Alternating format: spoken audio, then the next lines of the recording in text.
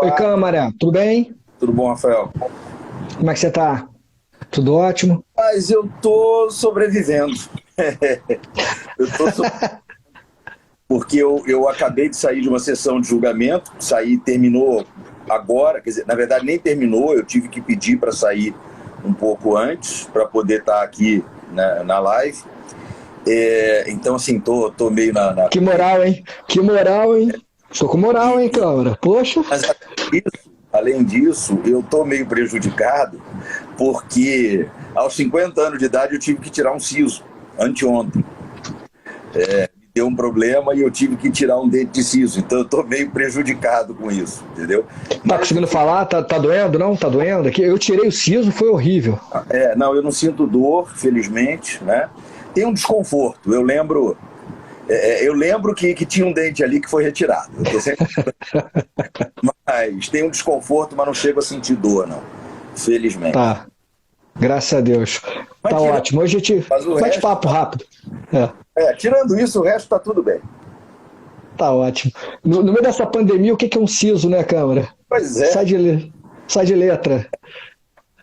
Deixa eu apresentar aqui, se é que o Alexandre precisa de apresentações, o professor Alexandre Câmara, desembargador, Tribunal de Justiça, é doutor pela PUC Minas, é professor da Emerge, é professor da FGV, e acho que se a gente fosse resumir o Câmara numa palavra só, ele é o professor de todos nós, porque, falo por mim, pelo menos, fui aluno do Câmara, estudo muito pelos livros do Câmara, graças aos livros ali, processo civil, consegui ir bem nas procuradorias, nas provas, e eu tenho hoje o prazer absurdo de conviver, de aprender com Câmara no dia a dia, nos cursos, nas faculdades.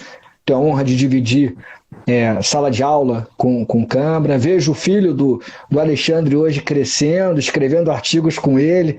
Então, acho que a geração ali está garantida, quer dizer, nós teremos aí muito ainda da família no âmbito do direito e fora do direito, certamente, com o resto da família, que também tem os seus talentos, né? Mas no direito ali eu já vejo a, a pontinha ali do Câmara já, quer dizer, o prolongamento dessa carreira maravilhosa e agradecer, não só por você estar aqui, tendo tirado o siso, né, Câmara, agora e saído mais cedo, um pouco mais cedo aí da sessão, mas carinho que você sempre tem comigo, carinho que você demonstra aqui com a Procuradoria, porque hoje a live aqui é pelo perfil da Procuradoria, mas é o bate-papo com aquela informalidade, enfim, sem aquele rigor de sala de aula, talvez, né, que a gente está acostumado. Queria dizer que é um prazer ter você aqui com a gente. Eu estou nesse primeiro ano de gestão como diretor do Centro de Estudos e não podia pensar em outro nome em processo civil para fazer um bate-papo, bater um papo sobre a Fazenda Pública em Juízo, que eu acho que é um tema que você domina certamente, que você vive, respira isso, conhece aí os problemas, as mazelas, né, dos aspectos envolvendo a Fazenda Pública em Juízo.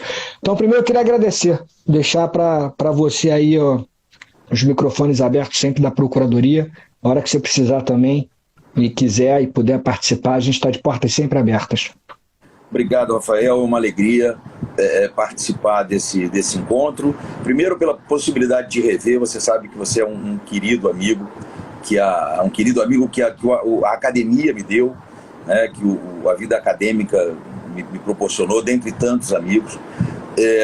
Poder participar de um evento aí no início da sua gestão, à frente do Centro de Estudos da Procuradoria-Geral do Município do Rio de Janeiro, e poder estar de novo participando de algo ligado à Procuradoria-Geral do Município do Rio de Janeiro, uma casa que conta com todo o meu respeito, sempre contou, uma casa que sempre teve grandes nomes do direito, que tem ainda hoje grandes profissionais do direito, enfim, eu não vou ficar aqui lembrando de algum para esquecer do outro, mas sempre foi uma casa de excelência na advocacia pública. Então, para mim, é uma honra. Eu que sou membro da banca do concurso, né, da PPM, e agora Exato. Participando aí de mais esse encontro. Para mim é um prazer e uma alegria. Prazer é todo nosso, Câmara. Obrigado aí pelo carinho de sempre. Bom, Obrigado a todos e a todas que estão aqui ao vivo conosco. A live hoje está pesada, muitos participantes. Já vi aí vários conhecidos, vários amigos com palavras gentis em relação ao Câmara, em relação à Procuradoria. Eu agradeço também. E eu queria começar, Alexandre, aqui com você, falando de uma maneira um pouco mais ampla, né? A gente tem diversas prerrogativas tradicionalmente reconhecidas à Fazenda Pública quando ela está em juízo. O CPC anterior já trazia algumas prerrogativas, algumas foram alteradas, outras foram mantidas com o novo CPC. O fato é que hoje nós temos ainda prazos diferenciados para manifestação em juízo, prazos dobrados para contestar e para recorrer. Antigamente era prazo quadruplicado para contestar e dobrado para recorrer. O reexame necessário, com algumas modificações ao longo dos últimos anos, ao longo das últimas décadas. E, enfim, uma série de outras prerrogativas que a Fazenda Pública possui quando ela vai litigar em juízo. E é sempre um grande desafio para os estagiários da Procuradoria, para os residentes e para os novos procuradores quando ingressam na carreira. E você, como bem lembrou, você está na banca do nosso concurso e isso é uma honra para a Procuradoria ter nomes como você de peso aí na nossa banca, porque seleciona candidatos realmente diferenciados. Mas muitos candidatos que são aprovados chegam sem a experiência de litigar, claro, em nome da Fazenda Pública, a não ser que já tenham sido advogados públicos em algum momento. E aí, quando chegam lá, às vezes com a experiência da advocacia privada, se deparam com uma série de prerrogativas e tem que se acostumar com elas. E uma outra, digamos, pegadinha de adaptação é quando o procurador vai trabalhar com a Fazenda Pública, ou melhor dizendo, com o juizado especial da Fazenda Pública, e vai trabalhar numa vara de Fazenda Pública tradicional, digamos assim. Quer dizer, e aí tem nuances de uma atuação para outra atuação que, às vezes, num acervo de massa, gera algumas complicações pontuais, né? Porque o acervo da Procuradoria hoje está bastante intenso. Então, primeiro, acho que a primeira questão aqui, Câmara, e eu já achei mais ou menos a sua posição, mas é só para a gente colocar esse debate para todo mundo que está nos assistindo, a sua posição pessoal em relação a essas prerrogativas. Elas são ainda necessárias? Essas modificações que tivemos em relação ao CPC anterior, com o CPC de 2015, essas alterações foram positivas? Qual é a sua percepção, de forma mais geral, em relação a essas prerrogativas fazendárias? Tá. Eu acho que a gente tinha que, talvez, Rafael, dar um passo antes, dar um passo para trás, para poder chegar nesse ponto. Até porque essas dificuldades práticas que você mencionou, elas estão muito ligadas a uma inadequada percepção da teoria. Então vamos lá. Deixa eu dar esse passo atrás. O nosso sistema processual civil, ele foi todo construído a partir de uma matriz europeia, né? E europeia da Europa continental, né? Portugal, Itália, França, Alemanha são, sem nenhuma dúvida, as grandes inspirações do nosso sistema. Só que lá tem uma diferença. O direito processual civil lá estuda o processo que vai servir para a resolução dos conflitos de direito privado. O processo civil lá é o processo do direito civil, assim como o processo penal é o processo do direito penal.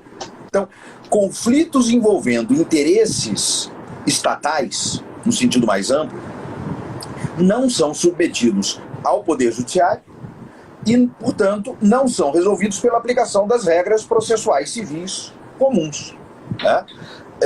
Porque lá eles têm um sistema de dualidade de jurisdições, com uma jurisdição administrativa que segue uma sistemática processual própria, né? E as decisões desses tribunais de jurisdição administrativa não são sujeitas a um controle posterior pelo Poder Judiciário. Então, são duas jurisdições absolutamente independentes, né? O Conselho de Estado francês, né, por exemplo, né? E por conta disso, toda a doutrina do processo civil estrangeira que a gente usa para estudar, né, desses países, é uma doutrina que se construiu pensando em conflitos de direito privado, né? É o Caio que invadiu o imóvel do Tício, é o Tício que não pagou a dívida que ele tinha com o Caio, né? É o conflito entre particulares. No Brasil não é assim. No Brasil a gente adota um sistema de jurisdição una. em que o mesmo Poder Judiciário que julga conflitos de direito privado, julga conflitos de direito público. Em alguns lugares, a mesma vara. Né? Não é o que vai acontecer numa comarca como Rio de Janeiro, mas é o que vai acontecer, por exemplo, numa comarca menor como Paraty ou Arraial do Cabo. A mesma vara que julga a ação de investigação de paternidade vai processar uma execução fiscal. Né? Então, a gente tem um sistema de jurisdição una e de um processo civil que se propõe a resolver conflitos tanto de direito público como de direito privado. Mas o que acontece? Como a nossa matriz teórica é europeia, o aluno, quando passa pelo estudo do processo civil na faculdade, ele dificilmente ouve exemplos de direito público. O professor dificilmente vai dar um exemplo dizendo: alguém propôs uma ação contra o município para pedir a anulação do lançamento de um tributo. Isso não é exemplo de sala de aula, numa aula de processo civil. Isso vai aparecer na aula de tributário, mas não vai aparecer na aula de processo civil. Né? E isso, então, acaba fazendo com que muitos dos nossos profissionais cheguem no mercado, né, seja na advocacia privada, seja na advocacia pública, sem entender direito como isso funciona. Porque, veja, o problema não é só do advogado público, é do advogado privado que vai advogar contra o poder público. Ele também tem essa dificuldade. Né? Uhum. Até para tentar minimizar esse problema, uma parte da doutrina brasileira vem sustentando já há vários anos, né, há pelo menos 20 anos, que a gente precisa pegar o nosso direito processual civil, né, esse direito processual civil muito amplo do Brasil, que é, na verdade, todo o direito processual, que não é nem penal nem trabalhista, né, pegar esse universo e dividir em dois. De um lado, o direito processual das causas em que a questão de mérito é de direito público, e, de outro lado, o direito processual das causas em que a questão de mérito é de direito privado. E aí nós teríamos um direito processual civil lato sensu, se dividindo em direito processual público e direito processual civil stricto sensu. Né? O professor Carlos Ari Sundfeld foi o primeiro a sustentar isso. Né? Mas eu, o professor Carlos Carpinella Bueno, temos sustentado isso há 20 anos. Uhum. E se você pegar as ementas dos acórdãos que eu redijo sobre questões de direito processual que envolvem, no mérito, matérias de direito público, você vai ver que a ementa sempre vai começar dizendo assim: direito processual público. E se for um conflito de direito privado, vai aparecer direito processual civil. Porque nós temos institutos processuais que são específicos do direito processual público. Nós temos institutos que são de direito processual lato sensu, apelação. Uhum. Né? Só aparecem do direito processual civil em sentido amplo. Mas mandado de segurança, execução fiscal, cumprimento de sentença contra a fazenda pública, são figuras de direito processual público. E você nunca vai conseguir explicar isso para um professor de direito processual italiano. Ele não vai conseguir entender isso. Né? Para um professor de direito processual civil espanhol. Ele vai dizer: mas como assim fazenda pública? Né? Como assim mandado de segurança? Isso não entra na cabeça dele. Porque ele está acostumado com uma ideia de dualidade de jurisdições. Então, eu acho que esse é o primeiro ponto. A gente precisa distinguir o direito processual público do direito processual civil stricto sensu. E reconhecer, claro, que há institutos que são comuns a ambos, né, porque eles compõem o direito processual civil em sentido amplo. Nesse direito processual público, há uma natural tendência do legislador brasileiro a estabelecer algumas prerrogativas processuais da fazenda pública, como, por exemplo, o benefício de prazo. Você lembrou bem que no código anterior nós tínhamos prazo em quádruplo para a fazenda pública contestar e em dobro para recorrer. Né? Não é mais assim, mas em compensação agora é prazo em dobro para tudo. Em dias úteis, né? Quádruplo para contestar e em dobro para recorrer. E para o resto não tinha benefício de prazo. Agora tem benefício de prazo em dobro para tudo, para falar sobre documento, para contrarrazoar o recurso do outro. Né?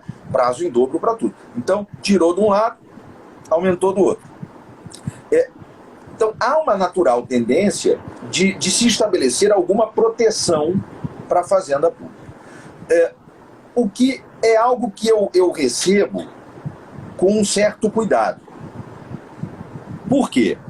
Porque, por um lado, me causa certa estranheza que se crie uma proteção especial para o sujeito mais forte do processo.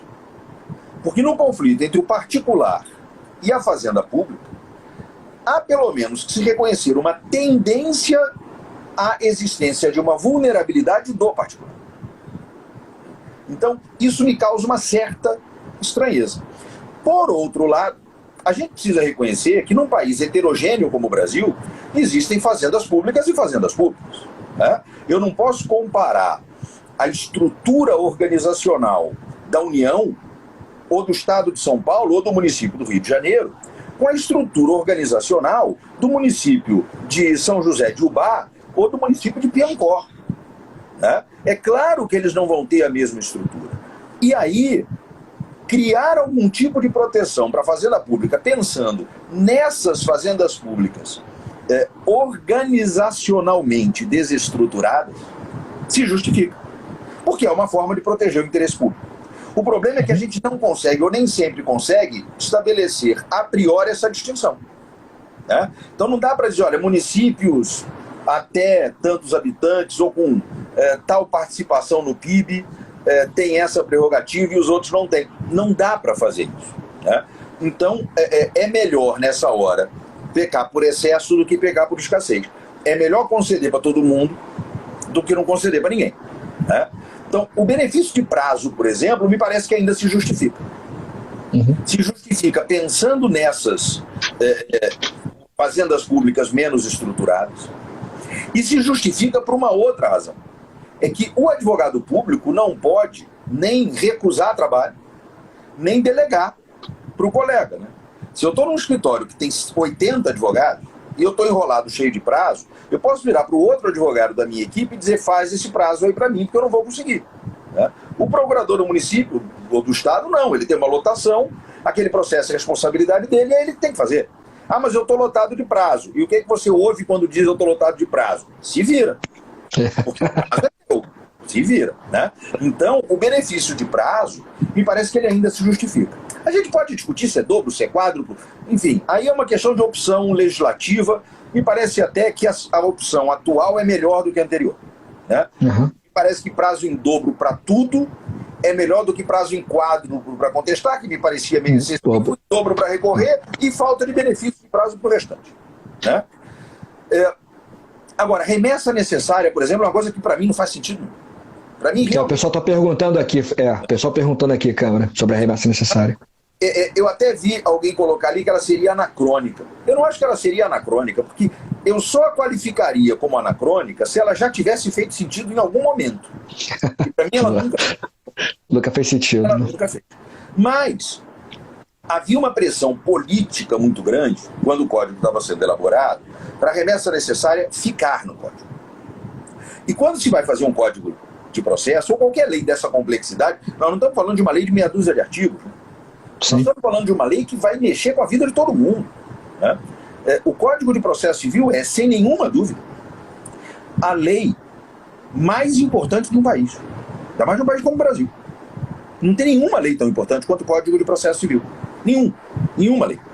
Porque o Código de Processo Civil é aplicável ou diretamente, ou supletiva e subsidiariamente, em todos os processos em curso no país, inclusive nos processos penais, inclusive nos processos trabalhistas. Tenta opor embargos de declaração no processo penal. Tenta fazer um recurso extraordinário no processo do trabalho. Lamento informar, você vai ter que olhar para o Código de Processo Civil. Então, meu amigo Fábio Azevedo está aí. Código Civil aqui, ó, civilista.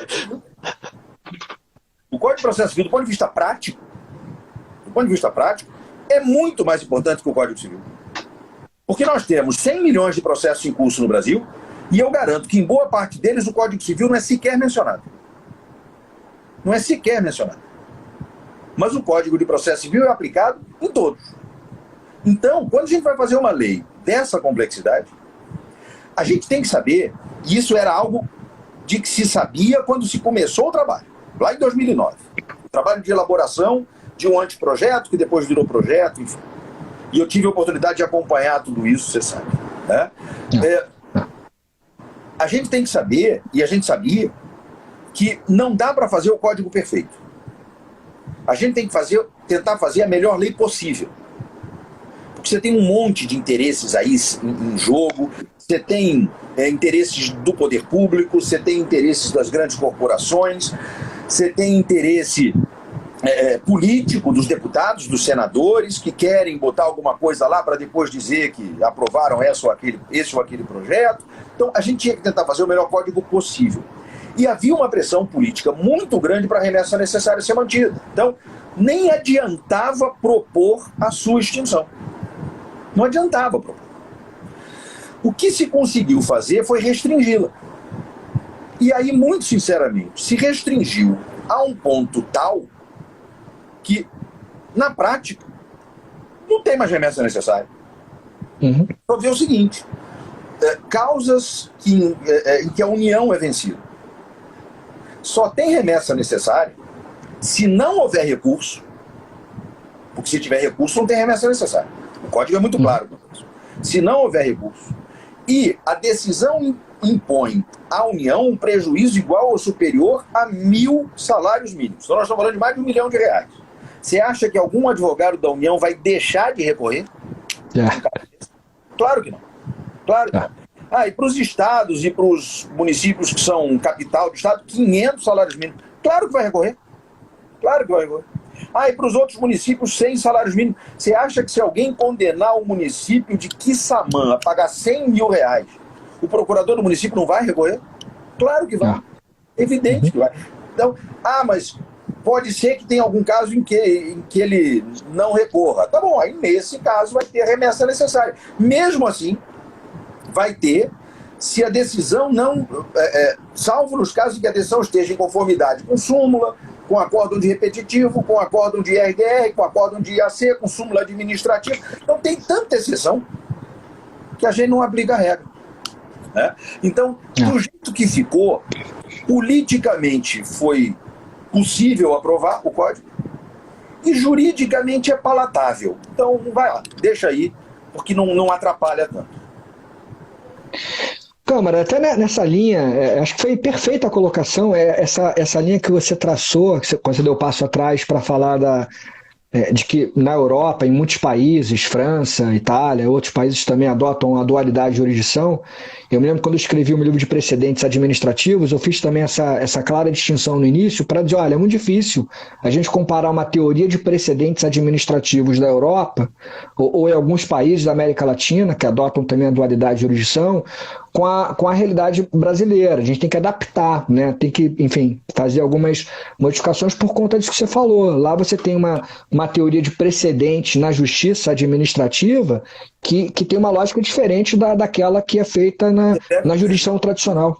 Você pega o caso Blanco, né? A famosa decisão do caso Blanco do Conselho de Estado francês, que é a origem do próprio direito administrativo. Exatamente. O direito administrativo como ciência nasce de uma decisão que vai ser usada como precedente depois, né? E a importância dos precedentes, historicamente, na construção do direito administrativo francês.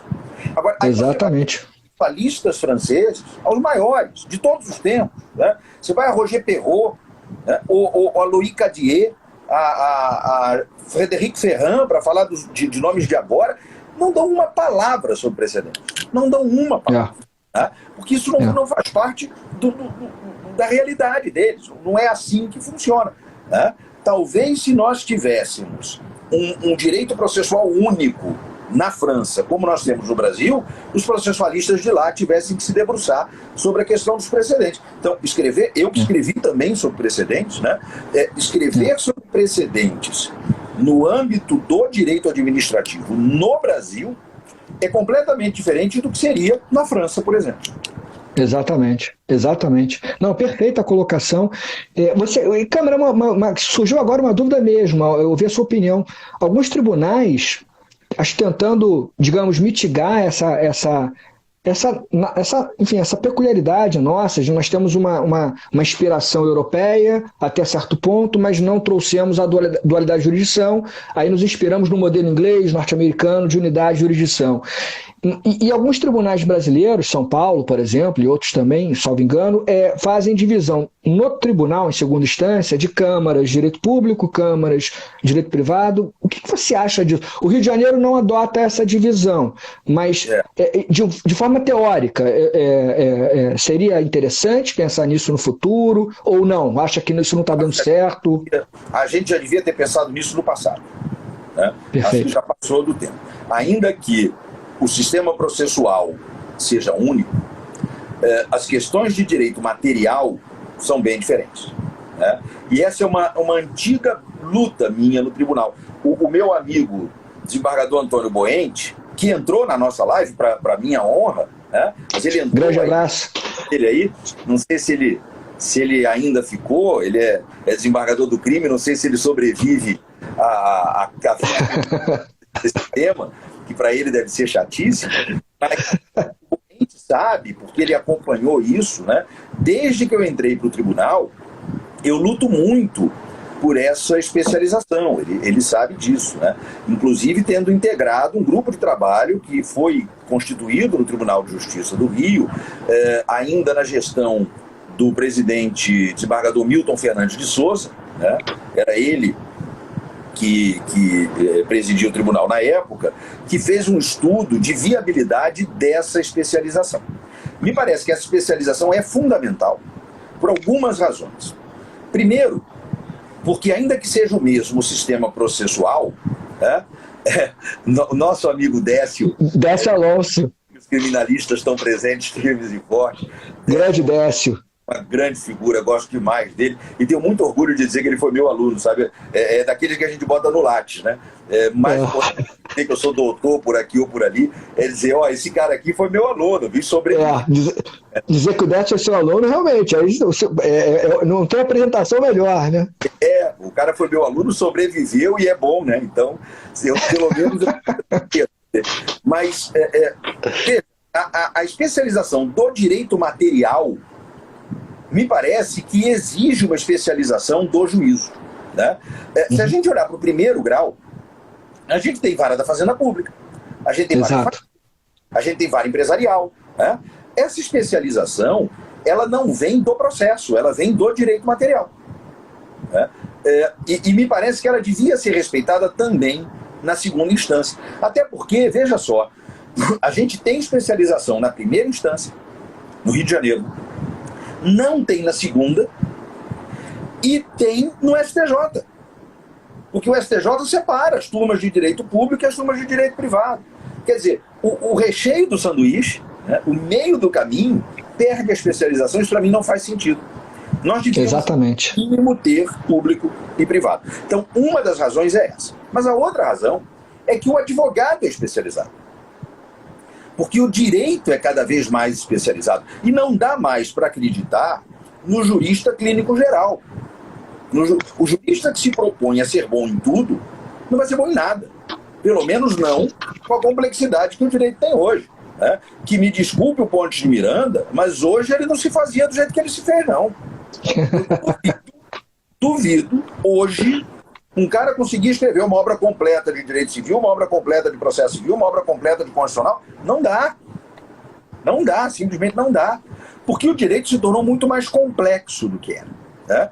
E essa complexidade leva a uma especialização do advogado. O advogado se especializa. Né? Então, querer que o juiz seja um generalista, lidando com advogados especialistas, até desequilibra a comunidade de trabalho que deve ser o processo. Né? Então, eu tenho, de um lado, um advogado público, que se especializou em direito administrativo, em direito tributário. Do outro lado, litigando contra ele, eu tenho um advogado privado, que se especializou ali também em direito tributário, e de repente vou eu, que não sei lufas de direito tributário, tem que julgar esse troço. E ainda tem aquele bobo que acredita que quem sabe direito é o juiz. Iura novit curia. Sem nada. Quem sabe... Eu tenho a questão de assim, esse cara tem razão. Aí quando eu leio assim, não tem razão não, quem tem é esse. Entendeu? Quando são bons advogados realmente especializados de ambos os lados, é uma desgraça. Cada petição que eu leio eu mudo de opinião. Né? E eu não sou especialista, então vamos especializar, a gente precisa especializar. Não, eu concordo plenamente, Câmara. Eu fiz essa pergunta jogando já essa ideia, porque realmente a gente tem especialização em primeira instância, no STJ tem a primeira sessão com a primeira e segunda turma em direito público, e no meio do caminho, como você bem comentou, no meio do caminho no tribunal, no Rio de Janeiro pelo menos, nós não temos a especialização, e eu acho que realmente poderia, já tem especialização entre aspas, a divisão criminal e civil, mas talvez a especialização em direito público e direito privado já seria um passo importante. Grande Milton Fernandes, tem um carinho enorme. Milton foi um grande incentivador, assim, só um parêntese, né? O Milton Fernandes, ele era meu vizinho desde cedo, e eu muito novo, ele já era juiz, ele era um juiz muito novo, virou desembargador muito novo, e eu me lembro que quando eu ingressei na PUC, fazer direito na PUC, o Milton me incentivava muito, então ele indicava os livros que eu deveria ler, ele era a pessoa que eu tinha ali mais próxima que era uma referência para mim, eu não tinha ninguém na família que pudesse me trazer essas orientações. Então ele me ajudou muito, eu tenho um carinho enorme pelo Milton, dentro do tribunal, um excelente magistrado, muito sério, competente, excelente presidente, e fora do tribunal uma pessoa humana, incrível, senso de humor maravilhoso. É isso, Câmara. Milton e é um dos melhores juízes que eu conheci na vida. Um juiz muito preciso, muito objetivo, muito técnico, um juiz que merece todos os elogios e foi um grande presidente do Tribunal de Justiça. Grande presidente. E acho que esses elogios que eu faço ao Milton, eu estendo a você, tá, Câmara? Porque dentro e fora de campo, digamos assim, dentro e fora do tribunal, você é uma pessoa incrível, aproveito para dizer isso também. E na sua Câmara, especialmente, tem o nosso querido amigo Gessé Torres, e aí eu falei do direito público e direito privado, acho que a Câmara de vocês tem tudo ali, quer dizer, ali não tem erro, porque um complementa o outro, né, nesses assuntos públicos e privados, uma dobradinha maravilhosa, quer dizer, o Gessé está se aposentando, vai deixar muitas saudades também no tribunal, mas as referências ficam, né? Gessé se aposenta mês que vem. Foi para mim ao longo, eu tenho já 12 anos de tribunal e os 12 anos na mesma Câmara que ele, né?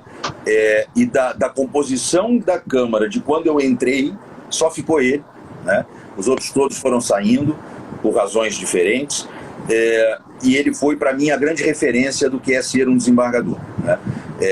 Quando a gente vira desembargador, a gente não sabe ser desembargador, né? Porque a gente via o desembargador trabalhando, estudava sobre o trabalho do desembargador, mas eu nunca tinha feito, né? É mais ou menos como o cara que vê um vídeo, um DVD com jogadas do Messi, do Cristiano Ronaldo, e diz assim, pronto, eu vou ser um craque de futebol. Campo, né? Tem que entrar em campo. Você pode até virar um craque, mas você tem que entrar em campo. Não é porque você aprendeu a teoria que você vai saber fazer aquilo. E o Gessé foi o cara com quem eu aprendi a ser desembargador. Realmente foi a minha grande referência e sempre terá sido a minha grande referência como magistrado. E para mim uma referência também, apesar de eu não ser magistrado, uma referência na minha disciplina, direito administrativo, e independentemente uma referência de profissional para todos nós, muito dedicado.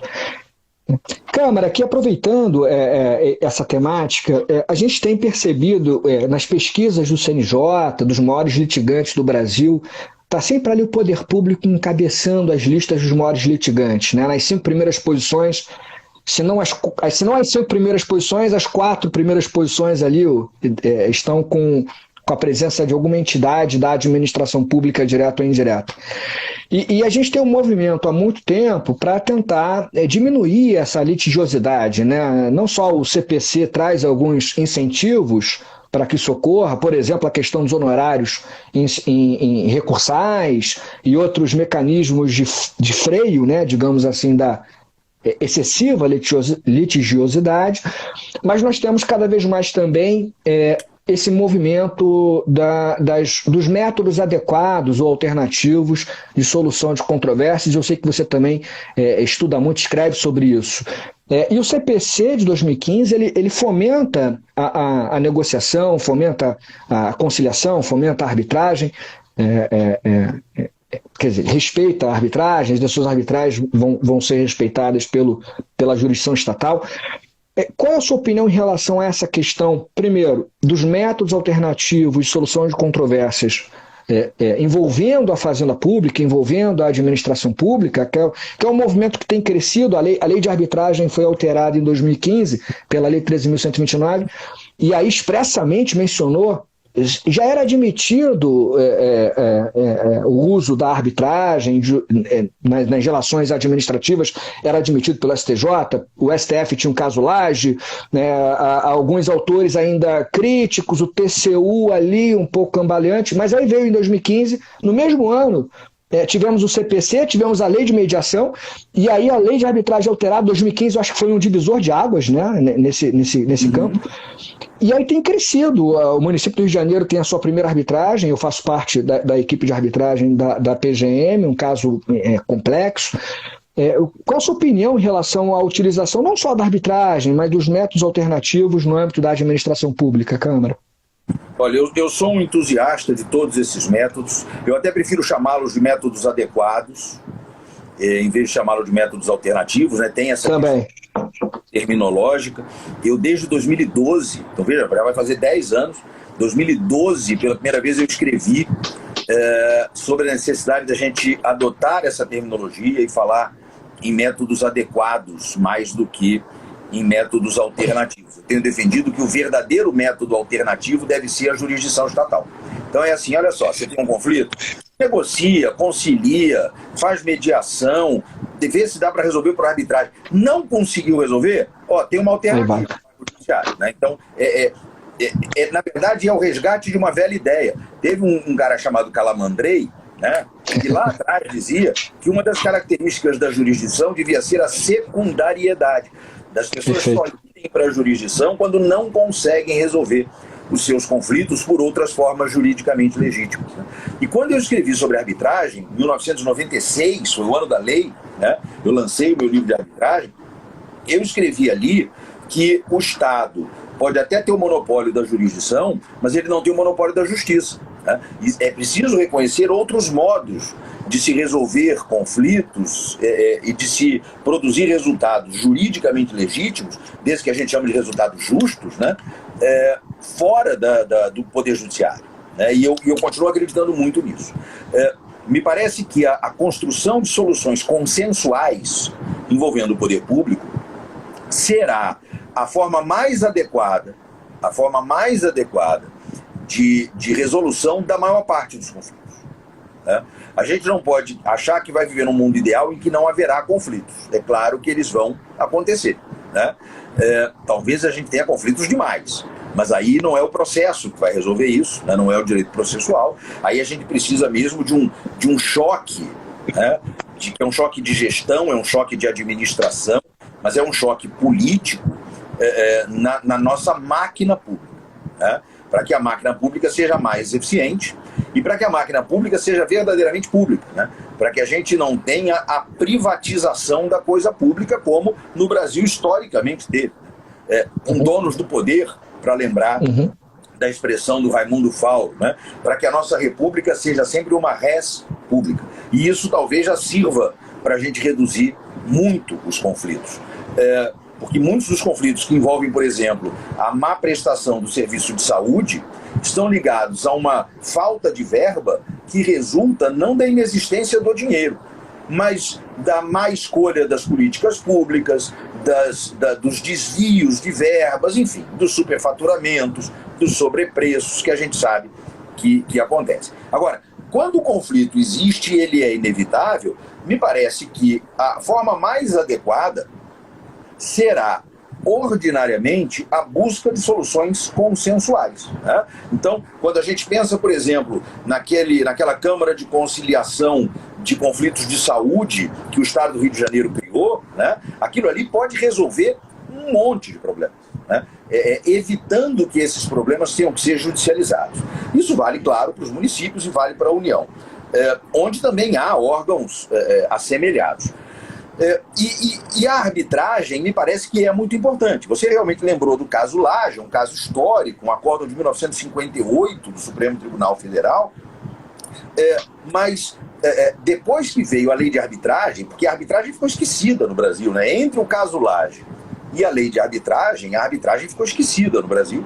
O Brasil era, para lembrar René Davy, o Brasil era uma ilha de resistência à arbitragem, e deixou de ser, felizmente, mas a partir da lei de arbitragem houve mesmo essa discussão se os conflitos envolvendo o poder público podiam ou não ser submetidos à arbitragem, pelo menos na forma da Lei 9.307. Eu, por exemplo, era um que dizia que não, que aquela lei tinha sido construída para se ter um método de resolução de conflitos privados, né?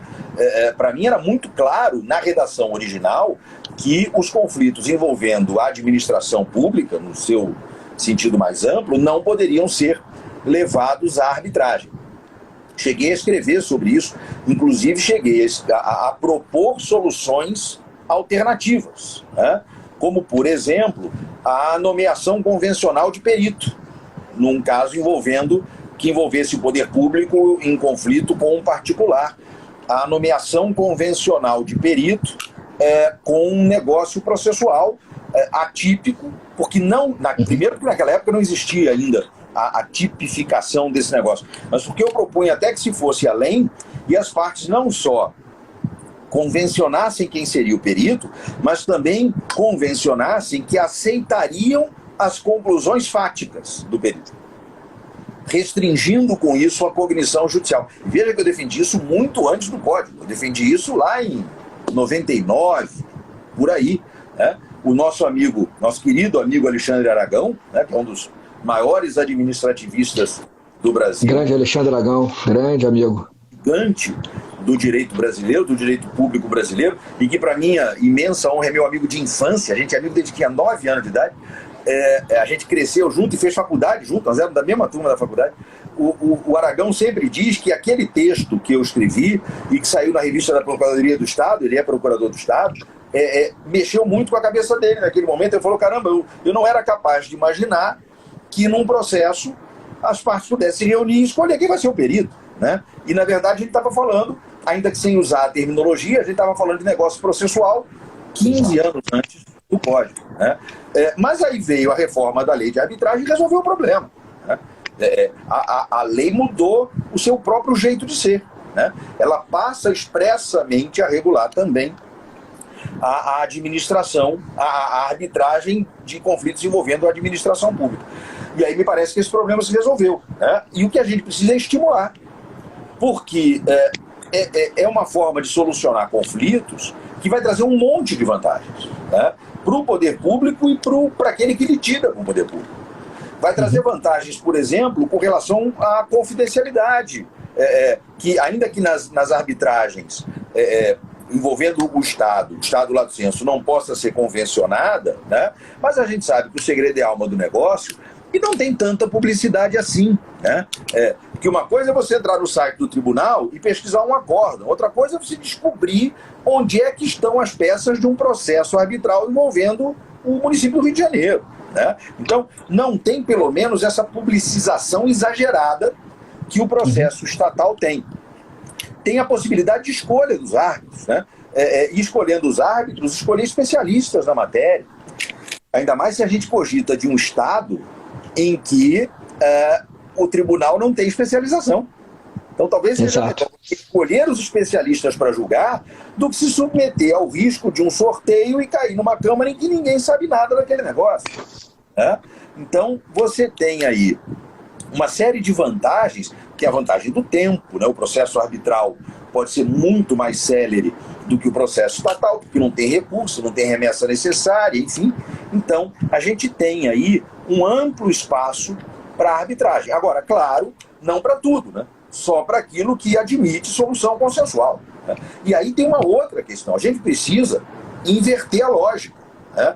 Historicamente se disse que o interesse público, o direito público era, em regra, indisponível e insuscetível de transação.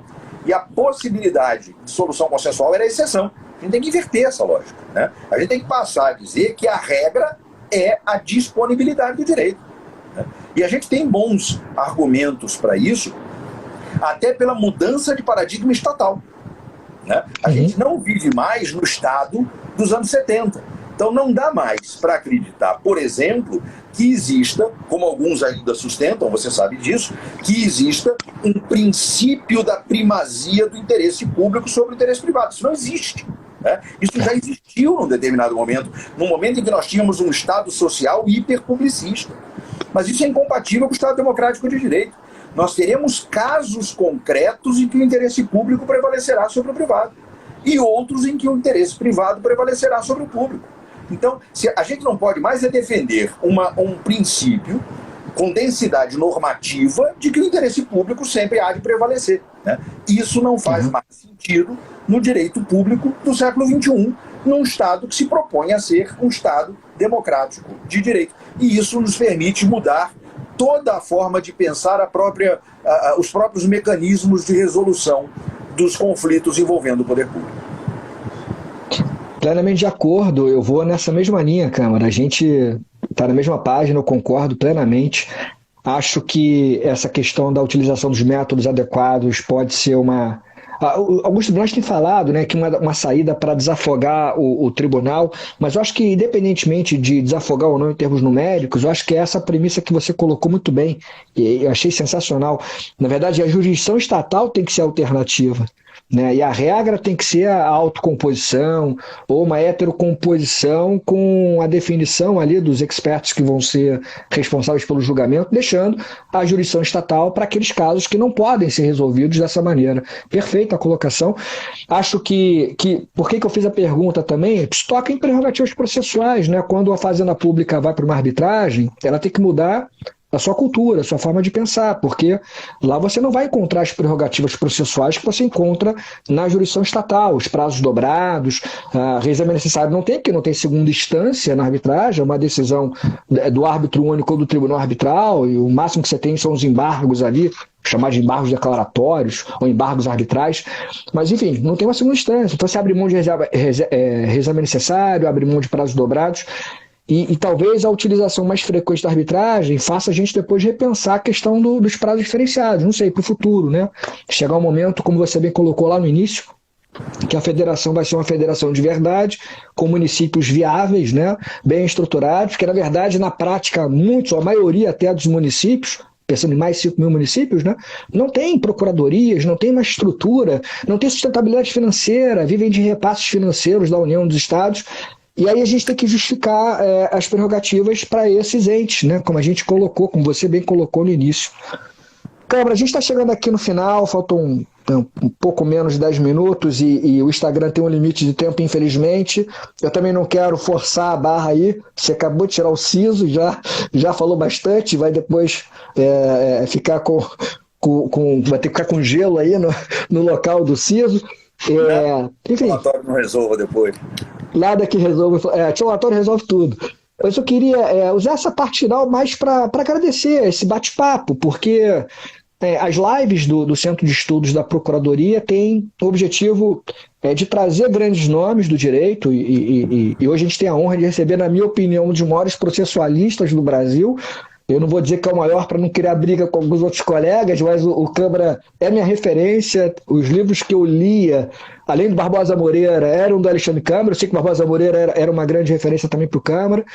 E aprendo hoje, né, dessa maneira, né, através de encontros presenciais ou virtuais. Eu tenho a honra de conhecer o meu autor, digamos assim, e de recebê-lo agora na condição de diretor do Centro de Estudos, na nossa casa, virtual, é verdade, na PGM, mas eu tenho certeza que todos os procuradores da nossa casa aqui estão te abraçando, te agradecendo por fazer parte da banca da PGM do Rio. Tenho certeza que os futuros procuradores que vão ingressar no 8º concurso têm muito para agradecer, não só a você, mas a todos os membros da banca, porque são muito qualificados. E é isso, Câmara, dizer mais uma vez da minha profunda admiração, como você disse no início, e eu reitero agora, a minha admiração por você é enorme. Eu tenho a honra de aprender com você, de ter a tua amizade, enfim, a convivência. Aprendemos muito com seus ensinamentos lá no nosso grupo DOF, com grandes colegas, e deixar um beijo para sua família e mais uma vez agradecer. Rafael, eu é que quero agradecer, foi uma oportunidade incrível de bater um papo sobre um tema tão importante, né? E às vezes meio que deixado de lado, né, como se a prática resolvesse todos os problemas, né, e a gente precisa de uma sustentação teórica para poder enfrentar todos os problemas do direito.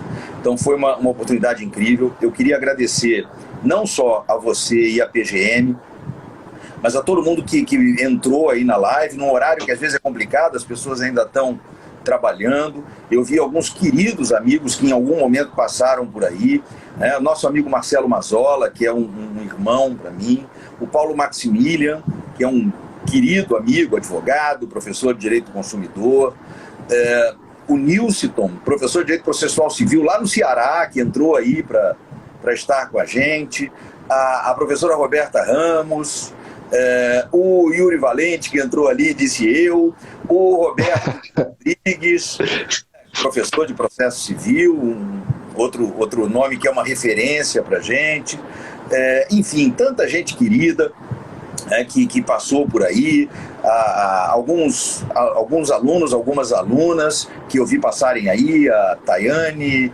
a Temisa, que apareceu ali agora dando um tchauzinho, enfim. Então, para mim foi uma honra ter podido dividir esse espaço aqui com vocês. Espero que surjam outras oportunidades. Olha aí a Procuradoria-Geral do município de Queimados, através da sua Procuradora-Geral, aparecendo aqui para compartilhar esse espaço com a gente. Enfim, todo mundo querendo ser lembrado aqui, João Paulo Dantas, o Zé Marcos, professor, que passou por aí, enfim, meu querido amigo Erson Rego, desembargador, um jurista. Grande desembargador Erson Rego, um grande abraço. Então, não daria para falar o nome de todo mundo, mas é uma honra para mim ter tido a companhia, ainda que virtual, de tanta gente querida. E é isso. Eu queria mais uma vez agradecer pela oportunidade e dizer que eu estarei aqui à sua disposição e à disposição da PGM tantas vezes quantas sejam necessárias para a gente poder trocar ideias. E é isso. Um grande beijo para você, para sua família inteira, e muita saúde, que é o que a gente ainda precisa, e venha logo essa vacina para todo mundo. Obrigado, Câmara. Vários desses que você menciona são grandes amigos, grandes amigas. Tenho a honra de conviver também com essas pessoas que você indica aqui, que são excelentes. Eu peço desculpas por não mencionar todos e a todas. O Marcelo Mazzola, você está escrevendo um artigo com ele sobre a NPI, a posição do NPI nas ações de nulidade de patente? Juntos, já está pronto o artigo, já foi enviado para publicação num livro que está sendo coordenado pelo ministro Ricardo Cueva, junto com o professor Fred Didier Júnior, um livro em que serão publicados artigos comentando temas que já foram enfrentados pela jurisprudência do STJ, e a gente escreveu sobre a posição processual do INPI nas ações de nulidade de patente, que é uma questão extremamente polêmica, e a gente está enfrentando aí essa questão, analisando criticamente um acórdão do STJ sobre o assunto, né? O Mazzola é um querido amigo, eu sei que ele é muito seu amigo também. Aliás, foi você que... muito amigo. Foi um craque. Ele é um cracaço, e que recentemente publicou um artigo em coautoria com meu filho, Rodrigo. Né? Então, eu sei disso. Maravilhoso o artigo. E para mim é uma alegria tê-lo tão próximo de mim e do meu trabalho. E agora eu estou vendo aí, não posso deixar de referir... Doutor Passo Cabral, que é um gigante do direito processual. A gente tem que fazer sempre uma reverência e uma referência ao Cabral, além de ser um queridíssimo amigo, meu irmão, um dos meus conselheiros. Eu não posso deixar de fazer essa referência.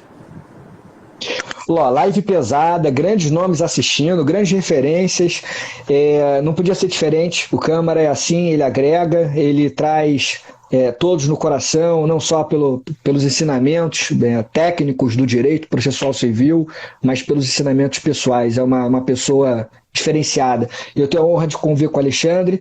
E aqui, Câmara, só dizer mais uma vez que foi uma honra, dar um beijo enorme para você e para toda a família. Como você disse, mais importante, saúde. O SISO, nesse momento, não é nada, o anti-inflamatório resolve, e que possamos passar por essa pandemia com saúde e quem sabe muito em breve a gente possa aí se reencontrar, né, tomar um café e, enfim, trocar ideias sobre o processo civil, sobre fazenda pública em juízo. Foi uma honra.